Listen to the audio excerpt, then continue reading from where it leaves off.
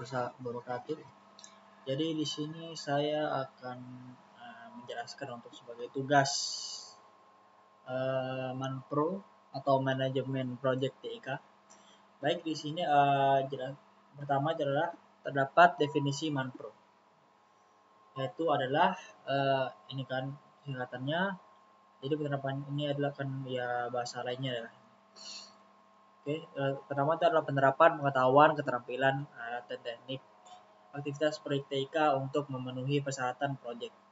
Jadi untuk ini definisi pertama seperti ini. Untuk kedua adalah tujuannya. Jadi ini aslinya sama tapi saya bedakan. Oke. Jadi untuk tujuan utamanya itu adalah menciptakan modifikasi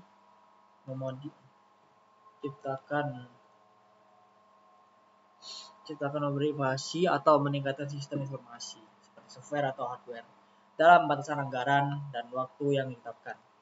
Baik, itu untuk definisinya. Dan untuk karakteristik project TIK-nya adalah pertama ada banyak. Oke, di sini adalah kebutuhan cepat yang berubah atau high volatility of recruitment. Jadi di sini diartikan sebagai persyaratan bisa berubah seiring berkembangnya teknologi atau umpan balik pengguna.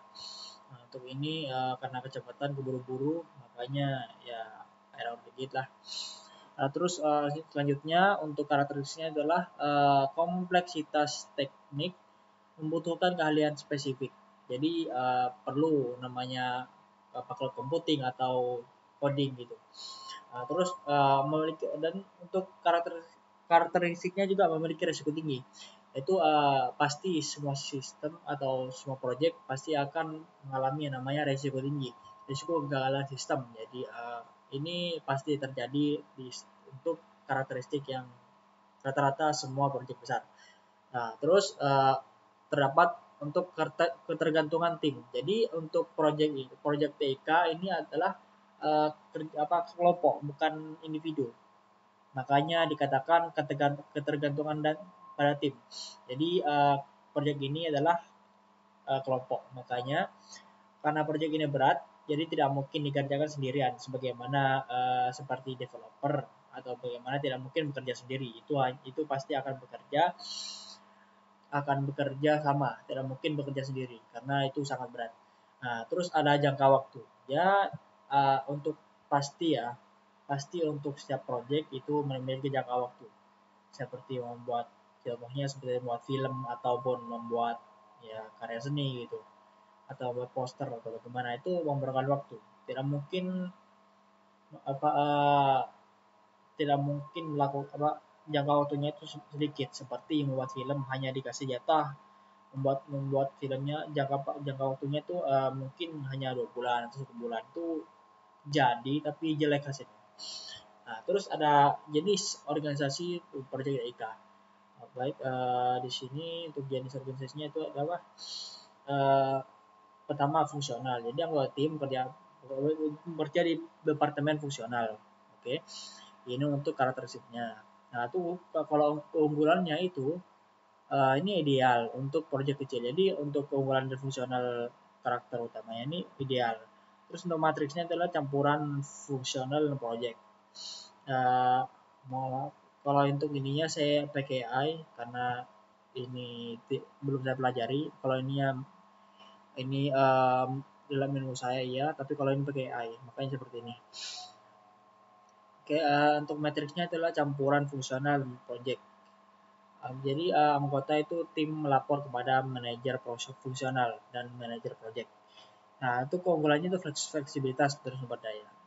Sumber daya pembagian otoritasnya itu paling umum. Oke, untuk proyeknya itu proyeknya itu harus seluruh sumber daya dikhususkan untuk proyek. Jadi untuk semua sumber daya proyek yang berada di TIK ini, Manpro ini, jadi dikhususkan untuk proyeknya. Project manager memberikan otoritas penuh. Jadi manajer proyek itu adalah pemimpinnya, pemimpin dari proyek itu ya, bukan pemimpin utama, memiliki otoritas. Oke, terus untuk keunggulannya di sini komunikasi cepat ya pasti, karena karakteristik utama itu adalah dikhususkan untuk proyek. Jadi komunikasi cepat, fokus penuh pada proyek. Oke. Terus lanjut kepada proses manajemen proyek TIK.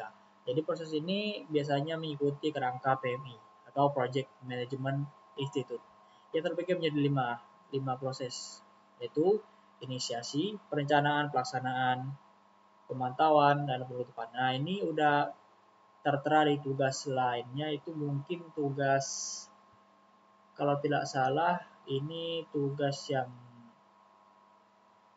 meminta tentang ini pembagian ini. Jadi saya mengambil dari situ untuk prosesnya. Ya mungkin makanya ada inisiasi untuk perencanaan, pelaksanaan, pemantauan pengendalian dan penutupan. Jadi untuk prosesnya adalah inisiasi. Jadi untuk menginisiasi proyeknya itu gimana? Harus perencanaan. Jadi perencanaan harus ada rencana. Dalam proyek itu harus memiliki rencana. Tidak mungkin membuat proyek tidak ada rencana. Itu pelaksanaannya itu ya, jadi harus ada tenggat waktu pelaksanaannya, kapan melaksanakan itu. Jadi perlu juga ini berarti nyambung sesuai dengan perencanaan. Terus lanjut kepada pemantauan. Jadi dalam proyek itu pasti ada yang memantau. Karena kalau tidak ada yang memantau, mungkin bisa jadi proyek itu akan dikerjakan asal jadi sembarangan gitu. Terus penutupan itu pasti penutupan. Jadi untuk proyek selesai itu pasti akan dicek kembali, mengevaluasi gitu. Atau bahasa lainnya itu kalau di sini ya. Jadi terima berakhir dokumentasi pelajaran. Jadi ini untuk beberapa aja sih untuk contohnya ini. Contohnya contoh random ini. Jadi untuk penutupan itu jadi harus selesai semua, bagian manapun itu harus selesai semua. Jadi tidak ada yang namanya tertinggal untuk penutupan. Oke. Mungkin cukup sekian untuk tugas ya kali ini. Ya, mohon maaf, saya Muhammad Umar Faruk dengan NIM 1203230004. Pamit undur diri. Assalamualaikum warahmatullahi wabarakatuh.